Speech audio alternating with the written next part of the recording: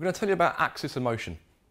Axis of motion build upon the planes of motion. So this time we're referring though to where the fixing point would be. So let's imagine we had a fixing point through coming from a medial to lateral line. So almost like an axis on a car in terms of the wheels revolve around an axle.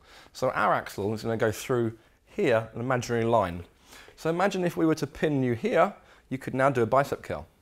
So this would be using a medial lateral axis.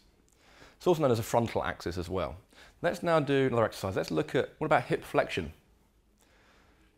So hip flexion, pivoting in the hip, also go to knee extension. So knee extension for me. Okay, and lower down. Those are also medial lateral axis. Okay, let's look at anterior posterior axis. So now, imagine now our axle is running from the front, the anterior, towards the back. So coming through us as an axis.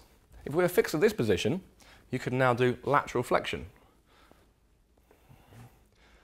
Another exercise that would fall into anterior posterior axis would be something like a lateral raise. So again, imagine we're pivoting through here from anterior to posterior.